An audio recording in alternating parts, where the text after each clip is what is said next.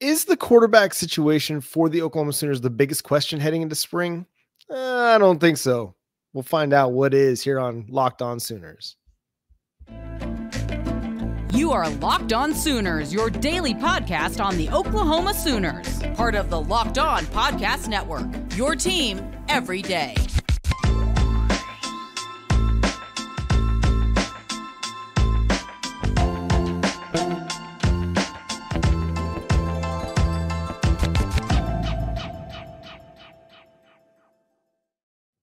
What's up, Sooner Nation? Welcome to Locked On Sooners, and thank you for making Locked On Sooners your first listen every single day. Today's episode is brought to you by FanDuel. Make every moment more. New customers, join today and you'll get $150 in bonus bets if your first bet of $5 or more wins. Visit FanDuel.com/lockedon to get started. Thank you for joining us. My name is John Williams. You can follow me on Twitter at John9Williams. My buddy here is Josh Helmer. You can follow him on Twitter at JoshOnRef. You can also hear him Monday through Friday from 9 to noon on the KREF Sports app and here and there on OU baseball calls. Josh had another memorable weekend this past weekend with Oklahoma baseball, but we're going to get started with a spring ball question. ESPN went through the top 25 teams in their latest power rankings and kind of discussed what the biggest question was for each team.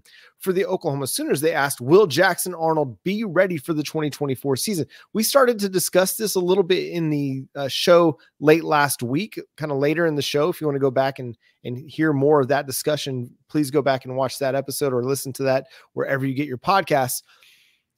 But I think it's bigger than Jackson Arnold. I don't think Jackson Arnold is the biggest question. I don't think it's going to be the biggest issue even in 2024, even though it's going to be his first year as a starter. I'm very confident in Jackson Arnold's ability and his ability to grow from that Arizona game. So Josh, tell me, what is the biggest question on your mind that you're looking at for spring ball to say, okay, this is what the Oklahoma Sooners need to solve moving forward? I think probably it's the transfer offensive line additions for Oklahoma. Just biggest question initially in spring ball. That would be the big one. But the other item I tossed at you, big picture, I think for Oklahoma is, okay, if indeed Jackson Arnold, and I think it's fair to say that Jackson Arnold is one of the questions for Oklahoma going into next year, or how quickly, how much does he progress?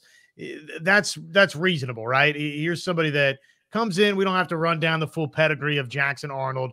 Most of our viewers and listeners understand 5-star kid, accomplished a lot coming into Oklahoma, expected to be the next great quarterback, but he hasn't played a lot of football at OU. So it's natural that it's going to take some time for him to become what Jackson Arnold will become before his Oklahoma career is over. So if indeed that is the case, and let's hope it's not, let's hope that he's just magical from day one in 2024, which not going to totally rule out that possibility either, John.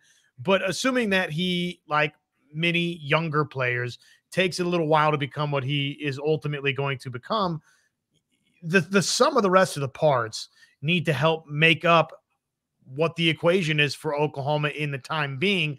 And so for me, if it's not, how does the offensive line, the several additions that you brought in, or some of the in-house guys, I mean, how much are they progressing offensive line? Then the other question for me, big picture, would be, okay, is this Brent Venables defense great?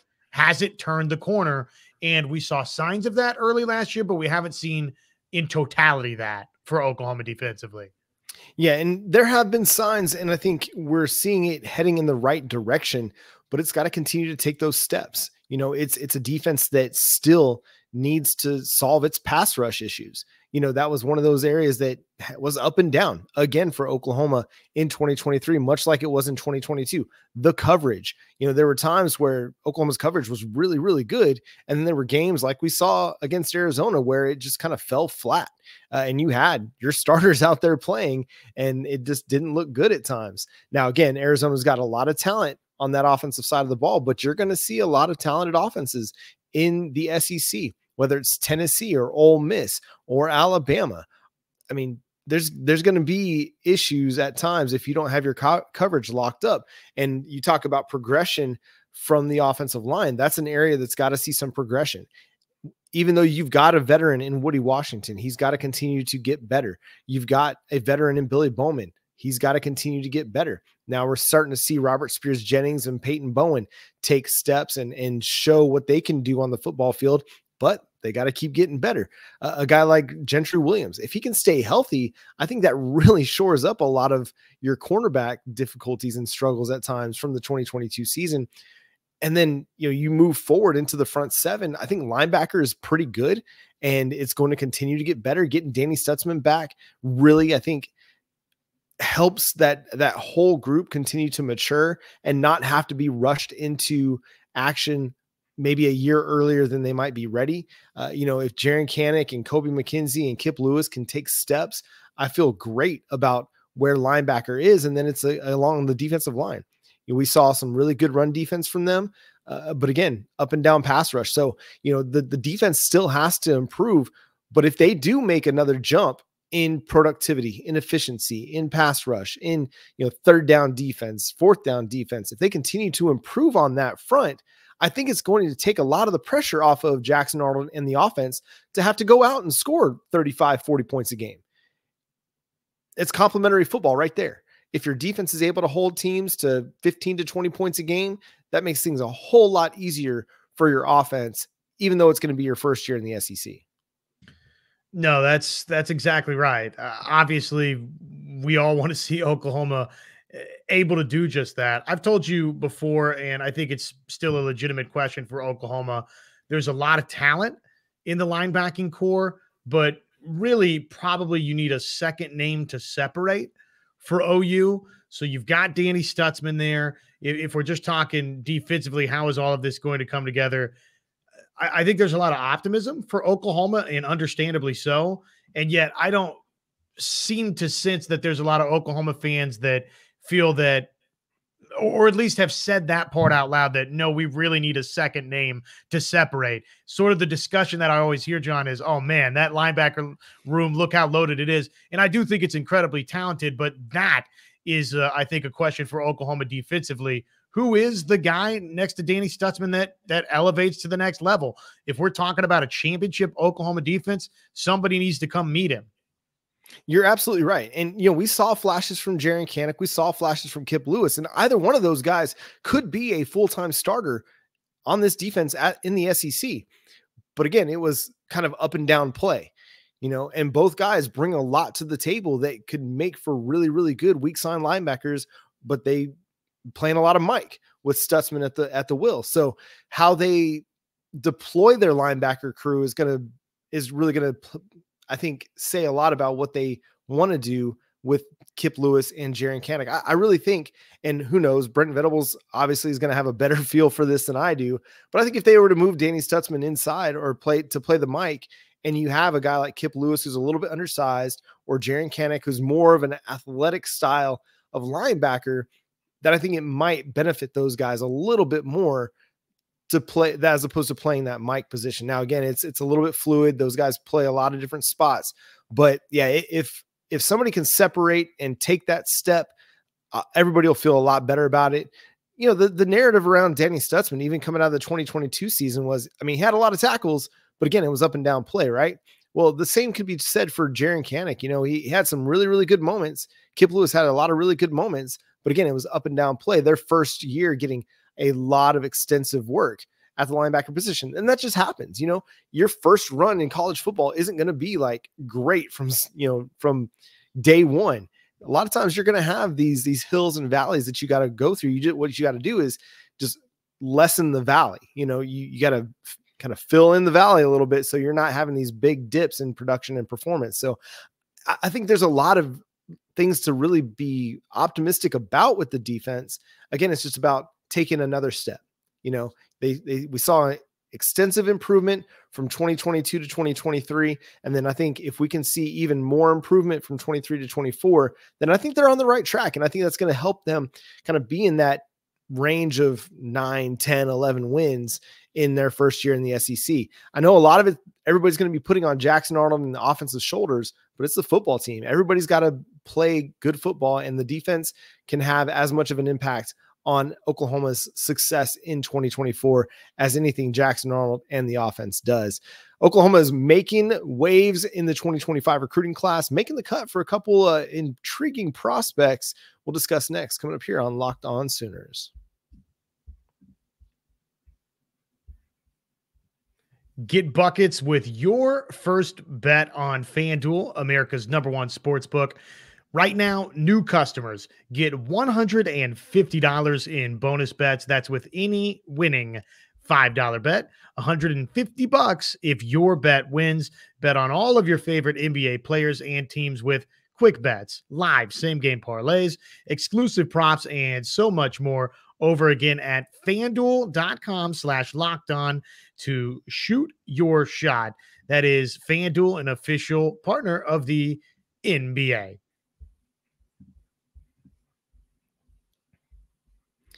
And all of our recruiting segments here on the Locked On Network are brought to you by LinkedIn. Go to linkedin.com/lockedoncollege to post your job for free.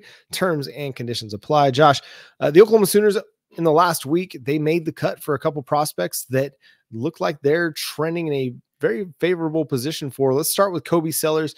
There have been several crystal balls and recruiting predictions, Rivals future casts favoring the Oklahoma Sooners for the 4-star cornerback.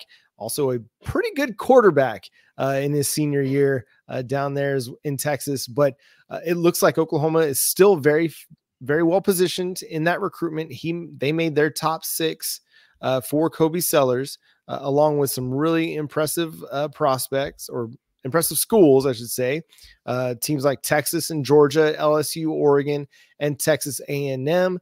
But again, Oklahoma's been in a very, very good spot for Sellers for the last couple of months. Yeah, it's great to see that sort of, if you want to call it get officialized. Well, it got officialized in the way that Sellers narrowing down the list, and there's Oklahoma, one of those final 6. And of course, there's scuttlebutt dating back to really January, late January, that Kobe Sellers was leaning and forecasted to Oklahoma. And maybe there's other predictions. I'm just looking at the one from Colin Kennedy of Sooners Illustrated that tossed in the 24/7 Sports crystal ball on January 31st for one Kobe Sellers to Oklahoma. It'd be a big time get. Oklahoma needs to continue stockpiling its defensive backfield talent. They've obviously started to, I think, recruit much, much better in the defensive backfield of the last however many years. Really, once Brent Venables and company arrived, they've started to recruit the defensive backfield better. They've found the 5-star safety in Bowen. They've been linked to another in Jonah Williams, where it seems like they're trending.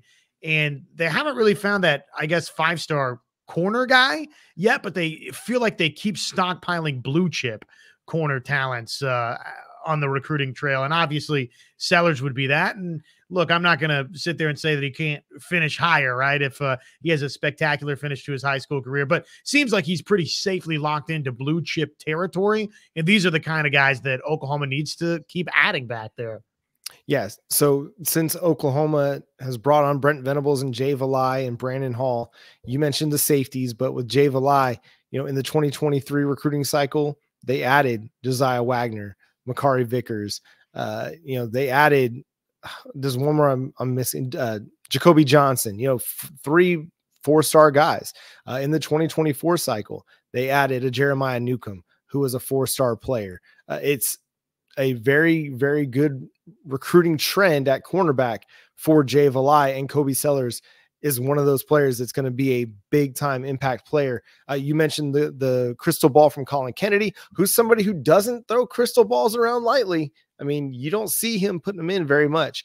And then you got Rivals future cast from Parker Thune and Brandon Drum over at OU Insider and Rivals. And then you've got a prediction from Josh McQuestion of Sooner Scoop and On3. So all of the OU contingent are feeling very, very confident right now with where Oklahoma stands in this prediction or in this recruitment. At the same time, I mean, we're still 10 months away from the early signing period, less than 10 months away, and a lot can change. And Oklahoma's going against 5 really good recruiting schools on the recruiting trail. So we'll see how that all ends up. But the Oklahoma Sooners made the top 8 for another impressive offensive line prospect in Connor Carty, a 3-star offensive line prospect out of Prosper, Texas in the 2025 class. He's rated as the number 57 player in the state of Texas and the number 23 interior offensive line, stands 6'4", 285. But again, you look at the offer sheet and it is impressive. Florida, A&M, Texas Tech, Arizona State, Arkansas, Baylor, Duke, Kansas, LSU, Missouri, Nebraska, Oklahoma State, Ole Miss, Oregon, Penn State, Purdue, SMU, Stanford, TCU, Texas, USC, Utah. I mean, this guy's got a nice little offer sheet. Who's in that top 8 still, Josh? Well, the Sooners very much in the thick of it. Do you think guard, center? I mean, you kind of, depending on where you look at, Rivals is sort of pegged Carty as a guard prospect. You look at 24/7 Sports and On3, they say interior offensive line, which to me means, okay, you can play any of the 3, the 2 guard spots or center. Do you think that any of the 3 are up for grabs here, maybe for Carty? I mean, I know Bill Beatonbow would like a guy to be able to play multiple positions on the interior offensive line. Just kind of looking at what he can do. He's got really good movement skills. He's a guy that's looking to punish players. He's lining up for Prosper at right guard, and he moves really, really well. I mean, a little bit undersized right now to play guard in the SEC at 285, but he's got a 6'4" frame in which he could probably bulk up and add in at least another, 30, 40 pounds. And of course that 285 is according to 247 Sports.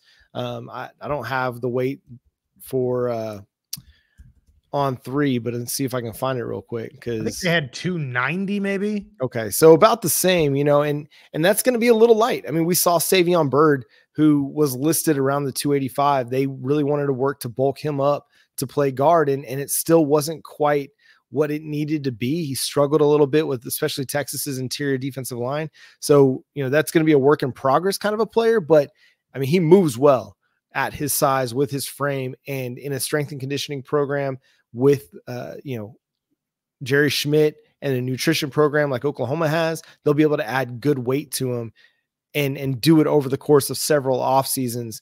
And with the interior offensive line group they just brought in the 2024 class, you're not going to have to rush anybody in 2025 onto the field unless they just absolutely earn their spot. A top 12 that top 12. Oklahoma was a part of here. But hey, 28 schools down to 12 is significant. That's a legitimate cut.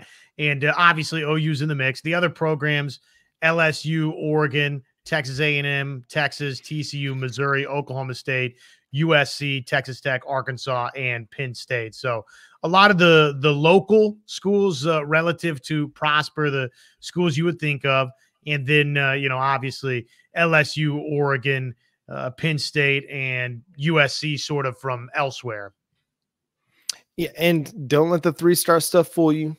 If Bill Beatonbow likes a guy, he likes a guy. And should we trust Bill Beatonbow's evaluations? I think we should. Who else we should trust? Pretty much everybody in Oklahoma's athletic department right now is just crushing it. Thank you, Joe Castiglione, for all of the success that we got to enjoy this past weekend. But we're going to recap everything that went down for Oklahoma athletics over the weekend coming up next here on Locked On Sooners.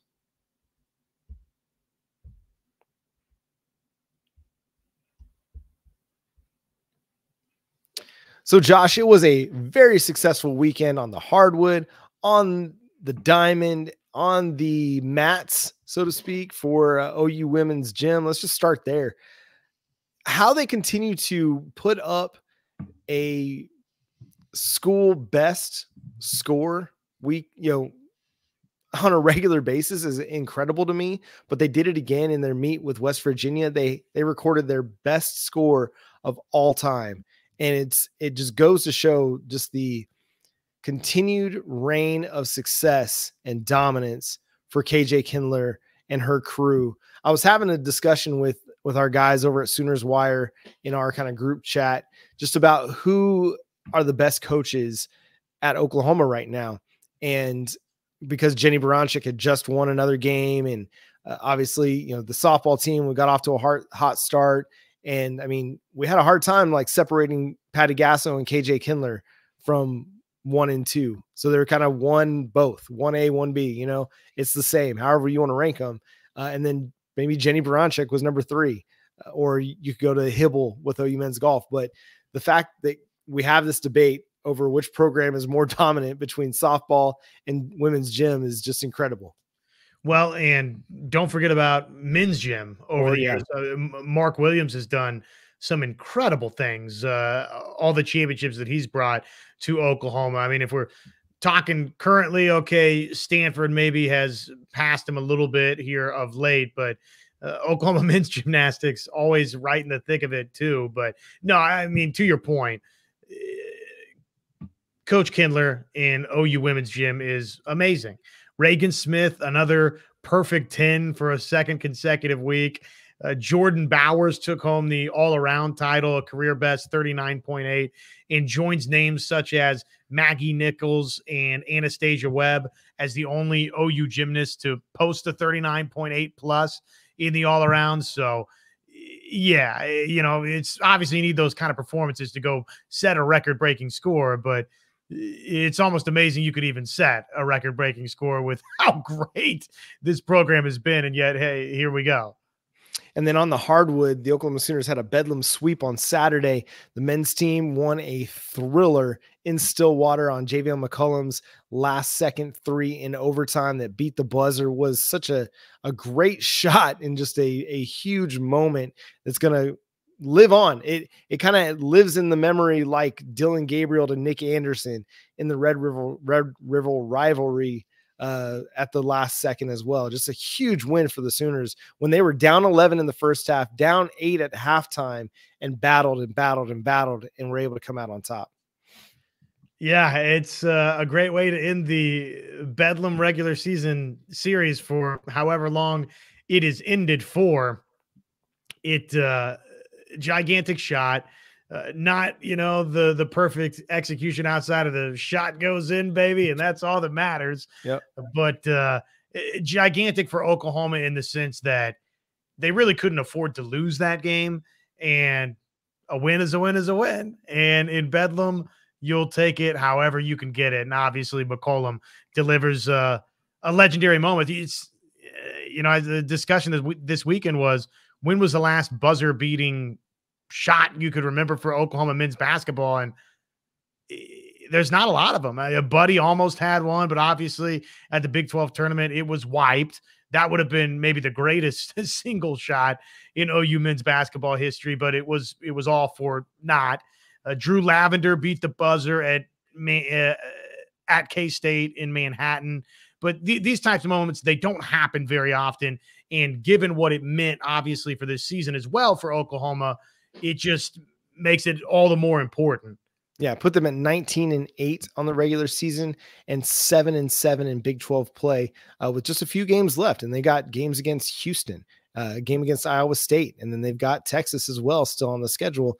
And it's not going to be a tough or an easy finish to the season. But to me, I mean, they look like they're a tournament team based on their net rating currently and where I keep seeing them projected in all of the bracketology. But you're right, they had to have this one, but this is going to be qualified as a good win against a rival team on, you know, the away court.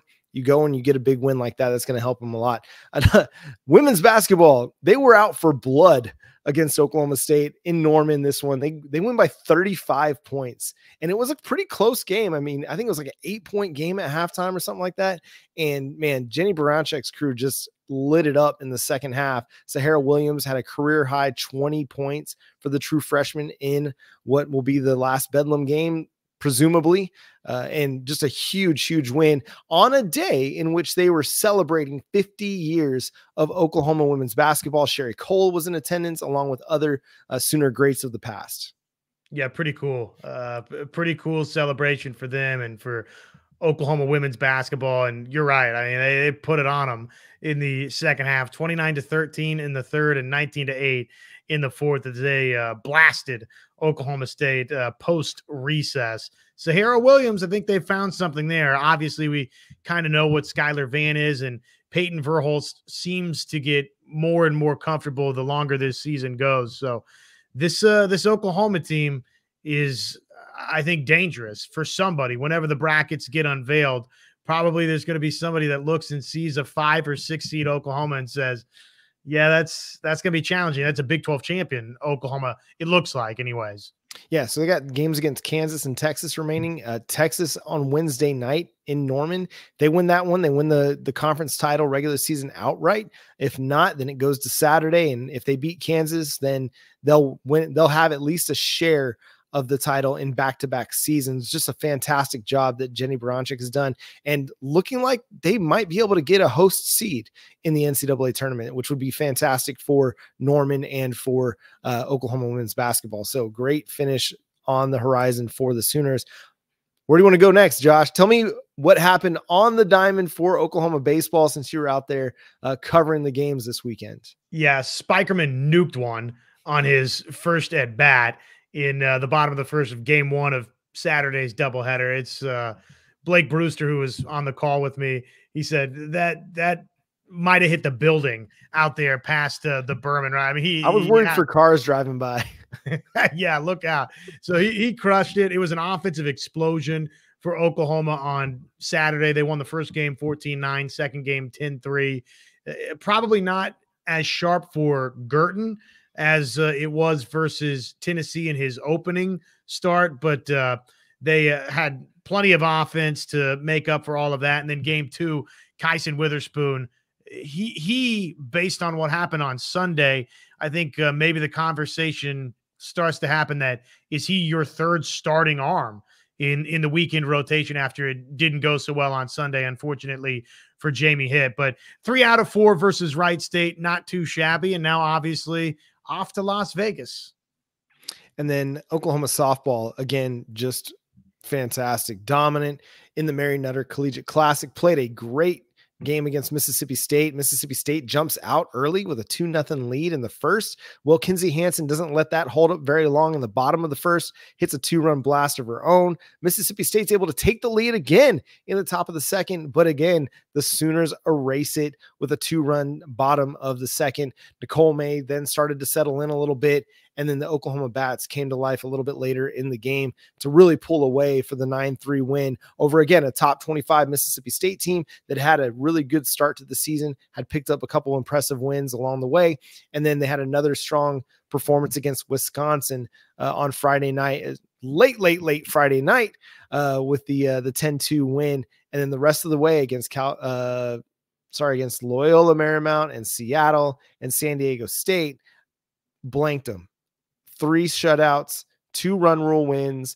They averaged 8 runs or more. Sorry, they averaged more than 8 runs a game. They scored more than 8 in 4 of those games and had 4 run rules. Just another really, really good weekend for the Sooners. I guess 3 run rules. Sorry, 3 run rules, not 4. Largely on cruise control. Nice win, obviously. A couple of wins to open the thing and then just take care of business from there for Oklahoma. It was a late night, Friday into Saturday, though, wasn't it? 1:45, I think, local time is when the Wisconsin game officially ended. So bravo, tip of the hat for any of you that did, in fact, stay up for the duration of all of that. That's just a dumb schedule. Mary Nutter, I don't know who you were, but no disrespect to your tournament organizers, but any game that is going to be scheduled to finish at 2 a.m. local time, that is not great. And what time would have it been here? Like, that's just not good planning, in my opinion. Well, it was 1:45 a.m. Sorry, in Norman. 1:45 a.m. for Normanites and Wisconsinites. That is like, you're keeping them up to play ball that late. That's not good for the body. I'm sorry. That puts everybody at risk. The more tired you get, the more potential for injury there is. And I'm sorry. I just didn't like it. I think I'd have to go back and look at what time they first through first pitch, but I want to say you can't start a game after 11 p.m. local time. So I might be incorrect on that, but I think it might have started just before that and then went into the wee hours of the night. Bottom line, it was a late night or an early morning. They overcame it. They overcame it, and then they were still great the next couple of days when I would have been exhausted the next couple of days. These girls are just phenomenal in what they do. And, looking at the schedule ahead, it's hard to pinpoint something that looks like a potential loss for the Sooners. I mean, you don't want to jinx it. You don't want to say they'll go undefeated. We've done that in the past. We're not going to do that. But I mean, the run has just been incredible. Nicole May again had the rough start on Friday, came back with a great start on Sunday. And then, Carly Keeney had a great start. Kirsten Dill, I mean, her first 7-inning shutout. Tiara Jennings had a great game with 4 RBIs and a home run. I can't remember which game it was. Ella Parker had a 2-run or 2-homer game.